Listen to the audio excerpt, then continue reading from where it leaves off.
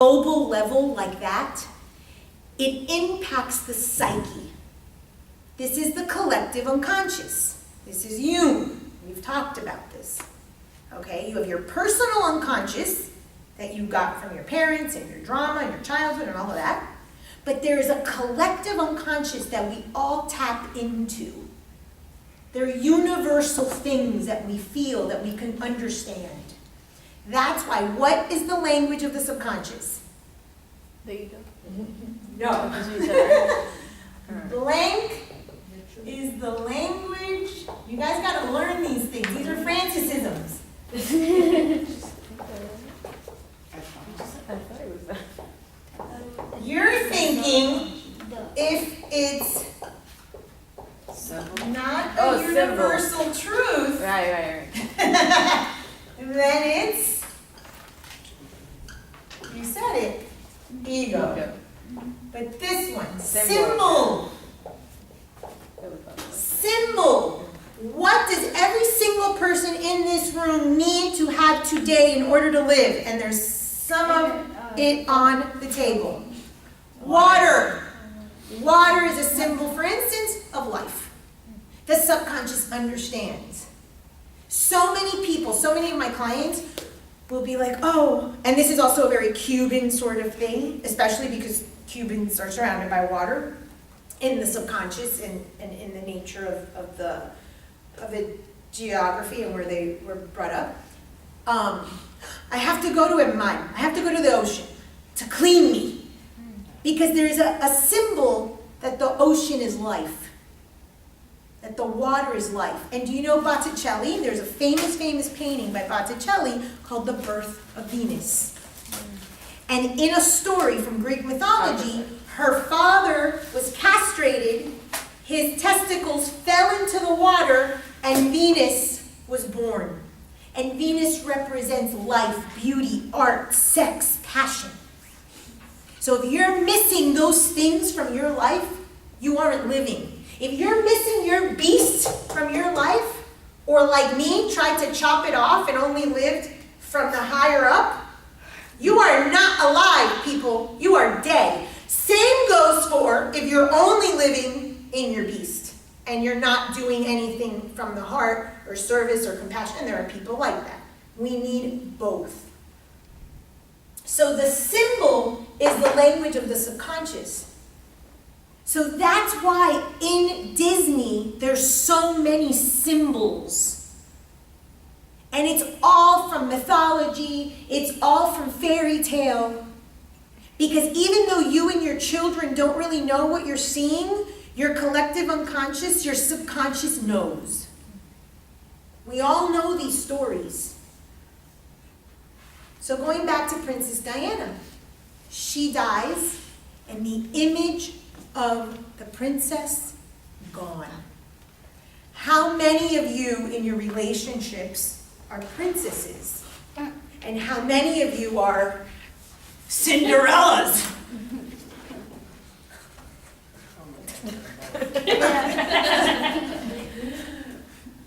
The princess is gone. There ain't no guy who's going to come and take you on a white horse and kiss you and pay your bill. Oh, please.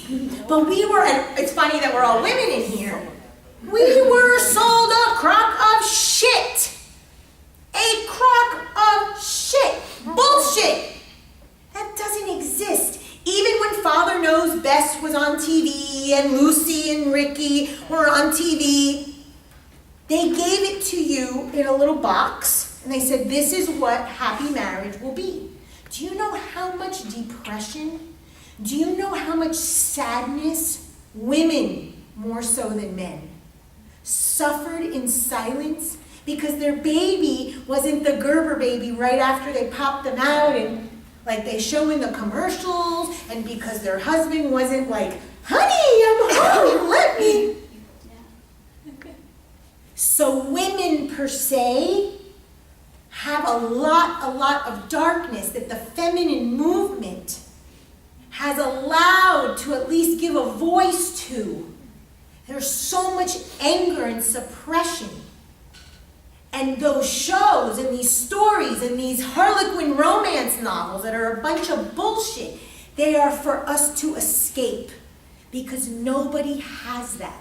And what's the newest Harlequin romance novel? What's the newest platform? Money. Social media! Oh, well, Instagram! Look at us! No, but sugar daddies, a lot of women now want sugar Well, daddies. but sugar daddies, okay, yes, but sugar daddy, that's the oldest profession in the world, my No, I friend. know. That is not fairy tale. the reality. That is the oldest profession, and I can tell you I live in Weston, and you've got a lot of prostitutes in Weston. Prostitution is the oldest. And here in It's the oldest profession. Sugar daddy is prostitution, and there's nothing wrong with it. Hello? It's fancy prostitution. But that is not equality, that is not fairy tale, that is not Princess Diana, that is not what we were sold. No. That's the truth of it. That's the truth. But we were not sold that. So we're so happily ever after. Okay, we were sold a happily ever after. So there's this wonderful woman, I'm sure you guys all saw this movie or read this book, Eat, Pray, Love. Yeah. Okay, Elizabeth Gilbert, after that book, wrote another book called Committed. And it is on the business of marriage. And what she did was she researched the origin. You know, my thing is origin story. If you want to know something, go to the origin. The moment something is birth, conception. Why is this country all about money? We were talking about this yesterday. All about money, because they came over here for free enterprise and democracy. And it's all about, I'm a Saint Virgin Mary slut shaming because of the puritanical values. Go to the origin, and you're going to know everything you need to know about your relationship, about yourself, about everything. Okay? So in this book, she goes to the origin of marriage. And marriage, the origin of marriage, was a business arrangement. I've got 14 cows, you've got 14 cows, let's join and make 28 cows, and our families are equal. There was no love. Eventually you grew fond of the person, you took care of one another, and then throughout the years, you love this person and whatever. We were sold this fairy tale. We were sold, oh, you fall in love, and love, and love. That is a modern invention. Love, and we know this from family therapy, and we know this, I don't know if you guys take that class, in family therapy, when we talk about intimacy, we talk about passion, and we talk about how passion turns into compassion, how passion lessens, but love and compassion and friendship and those more deeper values increase with time. But people want the sexy and the passion and make it all exciting. So we cheat and we watch porn and we do all those things because you're trying to rekindle that passion. But we know that the true model of intimacy is the day in and the day out. The long term of being with someone, of sharing, of paying bills, of raising kids, of all of that boring stuff.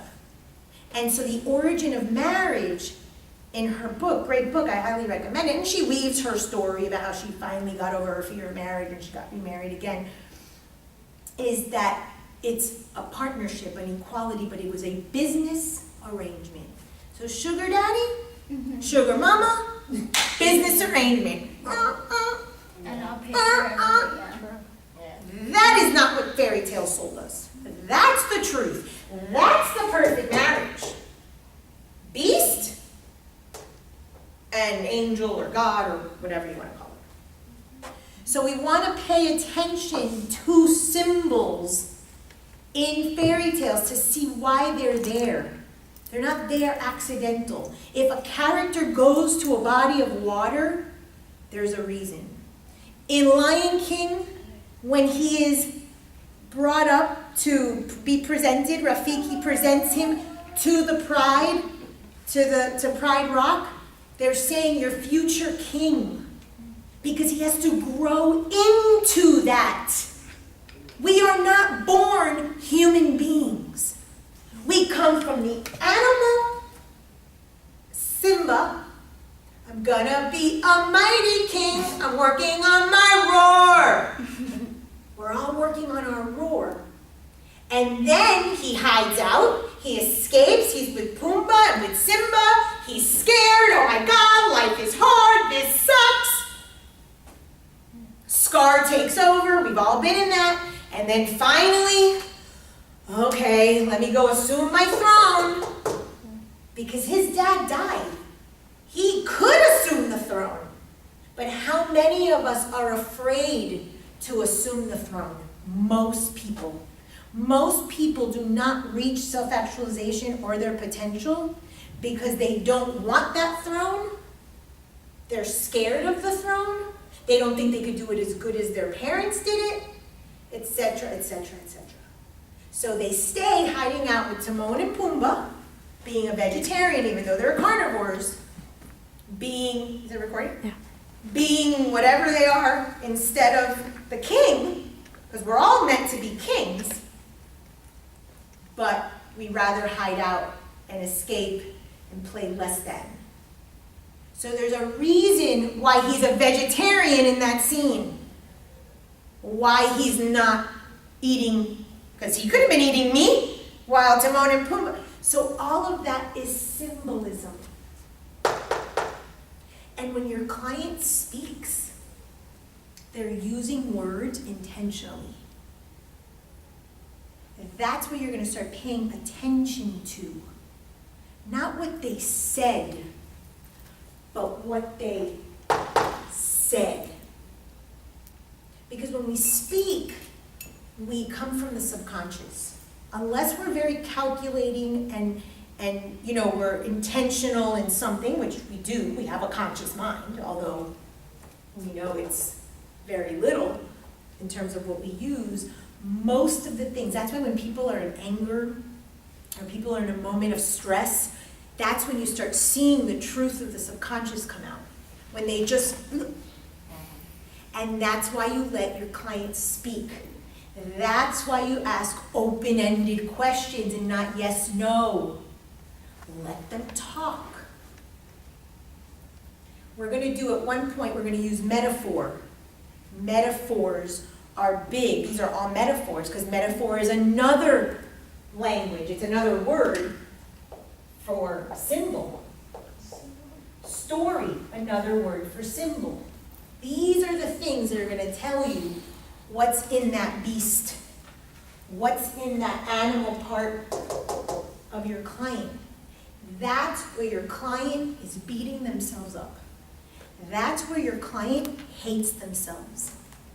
That's where your client is trying to eradicate, to take bleach and clean, clean, clean. Metaphor. Metaphor. Of course you like bleach, because there's a part of you that you feel is dirty. Where do you use bleach? Oh, that bleached the house yesterday. She bleaches the house. House is a metaphor for you. The whole thing. Oh my God. And she wants to bleach the shit out of her psyche. What? And the knees. I have a friend. Hands and knees. Cinderella, Cinderella. I have a friend that does I the spent same. 7 hours cleaning yesterday. My mom- 7 hours. One for each gate. One for each layer of the subconscious. 7 hours. 7? I don't know. Yeah. I spent 3 hours. 3 hours. People. Cleaning, no. People, in story, in mythology, Right. there was a character named, it comes from the Hebrew literature, but there's a version of her in every, called Lilith. She was believed to be Adam's first wife. She's not in the regular Bible, but she is in other previous versions. And she was believed to be like the Eve. Who made Adam fall? Who was the poor baby that Adam had to please because he was just an innocent little boy? Eve. The woman is believed to be, and I'm not speaking about woman as female, it's the representation. If you look at the psyche of a woman and you look at the psyche of a man, men come more from like a hunter mentality. I go out, I have to kill that, I bring it home. The woman has to calculate, okay, there's 8 of us, I have to skin this, I have to feed this. I have to make this taste good. I have to see how it's gonna stay warm. I have to make sure how everyone's gonna get the right amount of food. The skill of strategizing, the skill of calculating, which many would call manipulation. Men and women have it both, because men have estrogen just like women have testosterone. But the nature of the psyche of the woman is that's what is referred to in these stories as the woman. In Hercules, who knows Meg? Oh, Hercules. Yes. She was going to make the hero fall. That's why Hades said Meg. It's a woman. It's Eve. It's Lilith.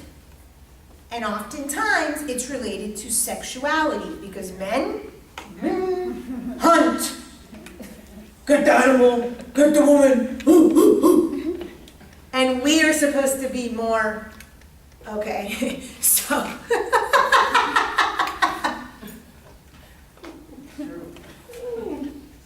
And we're doing fairy tales, I think I'm a little PG-13 today. Normally I'm so rated RXX. But I guess for the nature of the fairy tale, we'll keep it PG-13. So this is why you see these symbols in there. That's what they were for. What was I talking about that I brought up, Lilith? And Eve beginning is first. Yeah. Oh, about women. So the cleaning. So here you guys cleaning, bleaching. What man is gonna go and clean 7? Oh, come on now. Come on now. Why? Because in the collective unconscious, okay? Do you guys know what the collective unconscious is? Do you remember this from you? This is the way I describe it. Here's a chocolate chip cookie. Metaphor, people. You'll remember the chocolate chip cookie. And then these little chocolate chips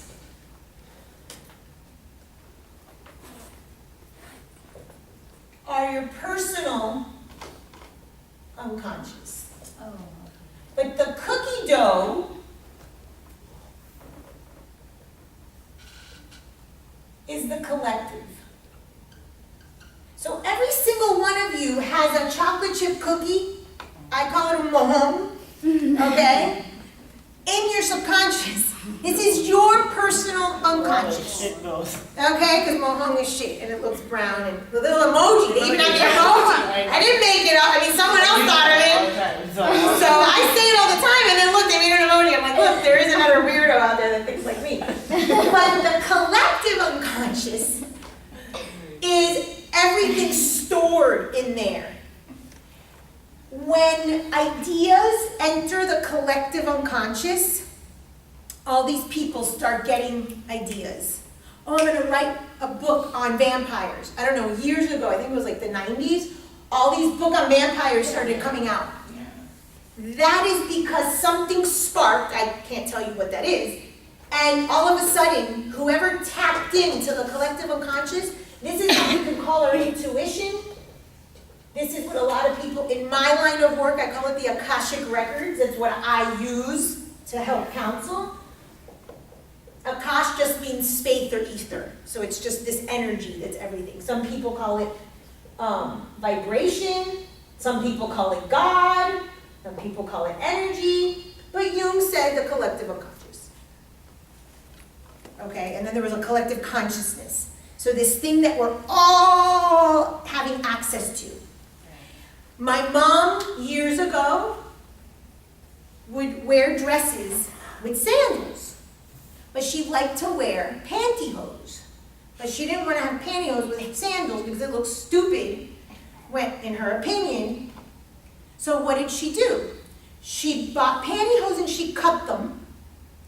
And then she bought pantyhose and she cut something with the toe. Now, that's like a gazillion-dollar company. I think it's called Spanx. I don't know. My mother invented that in her little house in Miami. So in her little chocolate chip personal unconscious, she created that. The person who invented that and made millions went bigger. They pulled it, both my mother and the lady pulled it from the collective unconscious. This person took it global. My mother did it personal. That is why you have seen things and you've said, I invented that. We've all said that. The difference is that the person, because you both got it from the same space, went a step further for whatever reason. I don't know the reason that some people do and some people don't. Okay? So everyone has a personal unconscious, and that's where the symbols from the collective unconscious are coming from, and then it drops into your life and in your life and your life, and then you make your story, you make your fairy tale. And it's your mother, your father, your brother, your husband, your sister, your kid, and so your villain has a name, and your villain has a name. Your villain is your dad, your villain is your ex-husband. Carlito, Albertico. But they all are from here, villain. It just trickles down into the personal. So are we all fairy tales? Are we all stories with the same freaking characters, but just different names and costumes and cultures and places where we've grown up? That's it. That's why fairy tale speaks to the psyche. Any questions? We're going to do a little activity. I just want to ask her a question. How many times do you do that? That, I've never cleaned that many hours, I don't know. I don't like She clean, needed but it. Okay, well, let's ask a better question. I used to do it twice. Let's ask a better question. What prompted you to clean, bleach your house? I don't know if you started out knowing it would be 7 hours, but what was what happened? You woke up and said, bleach day, what happened? Tell us the story. Always try to get a story. So I took my daughter to Key West, I took off of work, and I went to go see my friends, and they love my daughter, and then they asked if she could stay, and she wanted to stay. So I came home alone and decided to clean the house. I do that. If my mom not in the house, I clean. I cleaned her whole room, I bleached her floors, I cleaned everything. Oh, you clean What the does room? Key I went in there. West, She's what having a does real Key happy West, event. what does Key West and your friends represent? What was she doing there? Did you live in Key West? When you go to Key West, what do you do? My friends had a baby, and I'm their godmother. And I don't know, it's a lot. Tell a story. So my best friends are lesbians, but they're married. They have a baby. I'm the godmother. And my daughter, I think she kind of, I don't know, she's like comfortable with them. She is comfortable? Mm-hmm. Okay. So, What's your take on homosexuality? I'm okay. There's a Okay. thread. If she had to clean, because she came from Key West, and Key West is a mecca of homosexuality, there has to be a story. One of there has to be, because she, like, even when she said they're lesbians, she's like, they're married though. Like, The Yeah, because, justification. Like, they're like the most normal couple I know, and it's like not normal. Okay, so there's a judgment of normality. It's okay. This is exactly what we're talking about. You did not clean your daughter's room because you left her at a nunnery. No. It's because There had to be a place of filth. Psychologically, subconsciously, not because it's true. Hell, you guys know my story. This is not. These are collective unconscious belief stuff that you were perhaps given in your childhood. If you come from Key West and you left your daughter, that is your life, and you come home and clean her room, it's because you left her somewhere dirty. You left her with her lower nature. You left her with the animal part of Chiron. Not the teacher elevated part. There is a judgment there. It does not mean it's yours. But if you can't dethrone your parents and their beliefs around homosexuality, you're going to perpetuate. And you're not going to assume your own throne. Because better would have been that you stayed at the Keys, you drank a little, you partied a little, hell, and I think it was Pride Week. Woohoo! And then you came home. And screw the house. but you can't dethrone your parents. So what was your belief growing up? What were you taught? What were you told, verbally or non-verbally, about homosexuality? Something. You didn't clean for 7 hours because there isn't a judgment. Bullshit. Do you see how easy this is? I mean, I'm trying to break this down for you. I don't know how much more easy to make it. What was told? Don't judge yourself.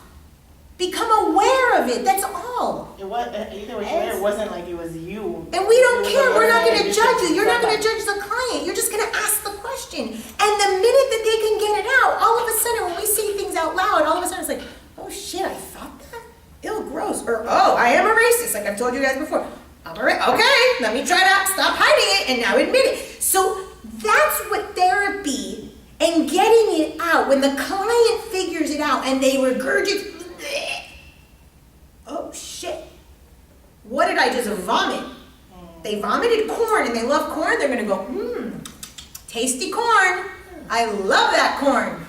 Yup, that's my belief and now I'm gonna own it. Or, ew, broccoli. No, dethrone my mom and dad. So what was, That wasn't okay, well, what was it? that. I would just, I could hear her talking, I heard like different things she was saying. Who's she? My daughter, that I picked up on, like she said that when people, whoever she loves leaves her, and then she said that she's just be disappointed. So this is the stuff that I was hearing. It wasn't the lesbian part. My mom's pretty open. My dad not so much, but it wasn't that. So you think you were abandoning her by leaving her there? No, it's that I wasn't there for her for a certain circumstance, and I've never forgiven myself for it. And that's what it really is. And I had the same circumstance, and so it's been like from mom to daughter to daughter. I'm trying my best, but I guess my best isn't always enough. When are we gonna dethrone? That's why we keep repeating the same patterns. There's something there for bleach to be cleaned. There had to be something. Yeah. But that's where you ask the question. And she's like, that's not it. Fine. I don't know. I'm not a mind reader. You ask the question, the client talks. But it got her thinking to the origin of what it was. Yeah. Okay? They come to those conclusions. We all know what's stored in our ship box. Yeah. This week I got to a major one. It's been there. I'm not blind to knowing that that was there, but the day I said it, It feels amazing. wow. Wow. It was like, to hear myself say that out loud, I lost it. I absolutely lost it. What a piece of shit. It's so cathartic. So I'm not telling you to say it with us now, but that's why you can, in therapy, you create a safe space so the client can say it, encourage them, or at least write it, give them an assignment so that they can process it. But this is now 3 generations because she won't dethrone the parents. And the parents is just another thing for story, for gossip, for gaga. It's just the shit. I don't know. Lately, I've been talking, like, for the past couple months, I guess because well, not for the past couple months, for the past 2 years now, I talked a lot to my nephews a lot, and when my kids, well, like, with my kids, I've always talked to them a lot. But, like, I guess, like, the things that they come up with or say sometimes, like, I hear them say, like, things about their mom or whatever, or, like, when my kids talk about, like, my husband and, like, things that he's taught them when they were littler, I look back at stuff and it's pinpointed things in my past that I'll be like, oh man, my mom used to say that. And like, sometimes I even think like what saved me from like getting away from being that type of parent was when my mom kicked me out at 12. So I was like, to me, I think she saved me. And I think that's why I've been able to forgive her a lot, you know, a lot easier than a lot of people think I should have. But Okay, so you missed the beginning, so when you watch the video. we talk about how in fairy tales, it usually starts off with a parent dying or going off to war or something. Because then the child gets to assume their own adult life. Yeah. And in a weird, screwed up way, your mother kicking you out allowed for you to assume your life and to live your life. And I was sharing a story of a lady, a girl that I went to college with. Her mother didn't get that opportunity till she was like in her 60s because the father was so possessive. So I'm not saying that that was great, and I'm not saying